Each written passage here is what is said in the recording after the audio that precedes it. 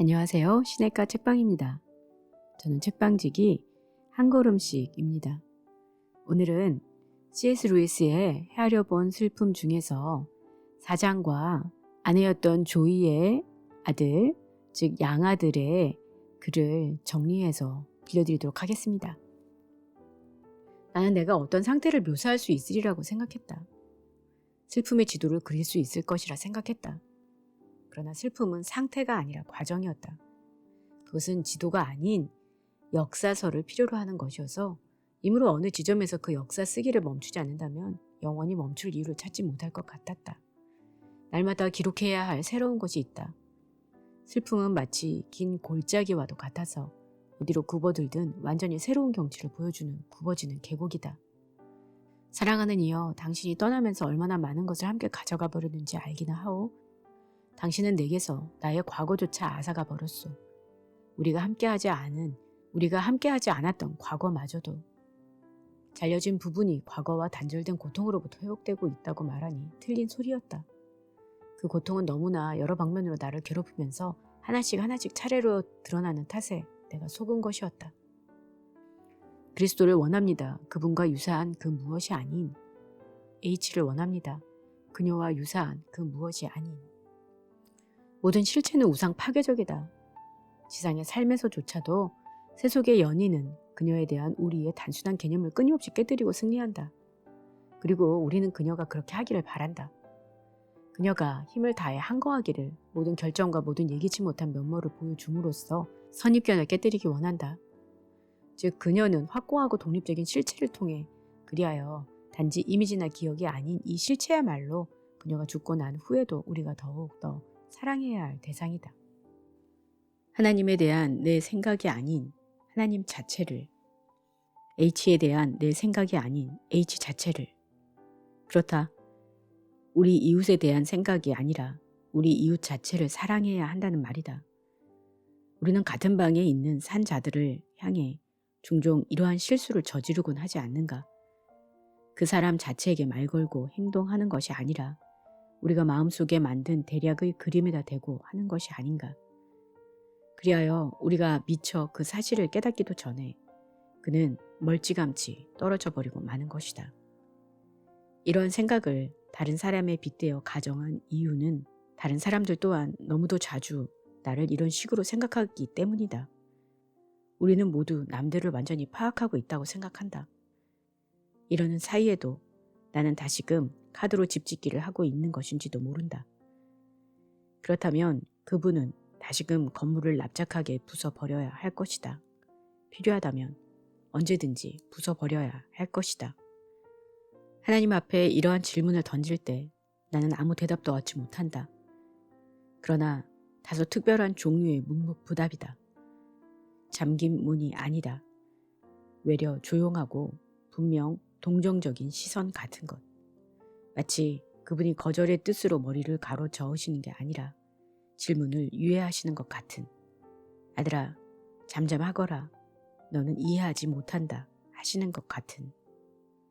조이의 아들은 그것은 차라리 한 용감한 사나이가 사랑하는 사람을 잃어버린 고통과 슬픔을 감수해야 하는 현실의 삶을 어떻게 살아가야 하는지를 심층적으로 이해하기 위해 자신의 고뇌를 맞대면하고 점검한 열정의 결과물이라 할 수 있다라고 얘기했습니다.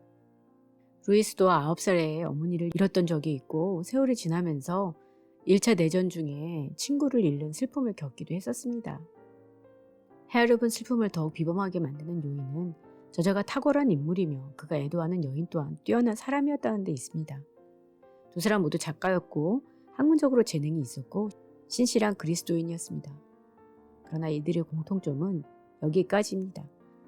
하나님이 가끔 이토록 다른 사람들을 한데 모으사 결혼이라는 영적인 동일체로 다시 빚어내는 데에는 감탄할 따름입니다. 어린 시절 나는 이 놀라운 두 사람이 처음에는 친구로 그리고 예외적으로 발전해가면서 부부로 그리고 마침내 연인으로 함께하는 것을 지켜보았습니다. 나는 그 친교의 일부였다고 할 수 있습니다. 루이스에게 조이의 죽음이란 삶이 그토록 오랫동안 그에게 주지 않다가 마치 초라한 약속처럼 잠시 안겨준 행복이 끝나는 것을 의미했습니다. 루이스에게는 햇빛으로 화창한 초원이나 생명의 빛이나 웃음으로 넘치는 희망 그 어느 것도 없었습니다. 나는 루이스에게 기댈 수도 있었지만 가엾은 제게게는 나밖에 없었습니다. 헤아려본 슬픔은 자신의 겟세만의 동산에 올라 적나라한 감정을 드러내는 한 남자에 관한 이야기입니다. 이 책에서는 여간한 사람들은 견뎌내기 힘든 고뇌와 슬픔에서 오는 공허함에 대해 이야기합니다. 사랑이 클수록 슬픔도 크며 믿음이 깊을수록 사탄은 더 가혹하게 그 성체를 핥힙니다.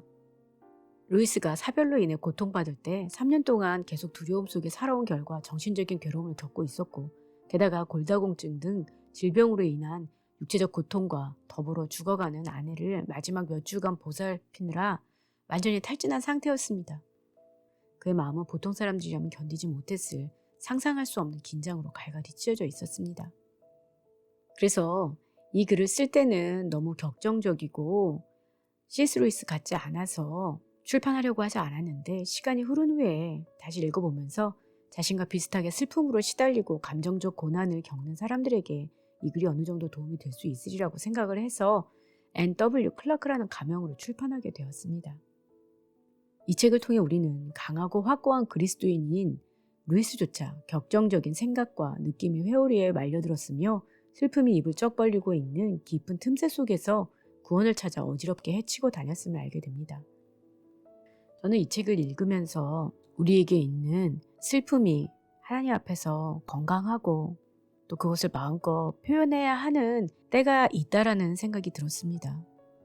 슬퍼야 할 때는 슬퍼하고, 그래서 주변에서 종교적으로나 말씀으로 시답지 않은 위로를 하기보다는 함께 울어주고 함께 곁에 있고 함께 기도해주며 그 시간을 함께 나눈 것이 가장 큰 위로가 아닐까라는 생각을 하게 되었고, 그 슬픔의 시간을 지나야만 하는 모든 분들에게는 그것에 대해서 너무 힘들어하지 말고 자연스러운 과정이고, 그 시간을 주님 앞에서 마음껏 솔직하게 울부짖으며 외치며 또 때로는 침묵하며 하나님 앞에서, 그러나 하나님 안에서 계시기를 바라는 마음입니다.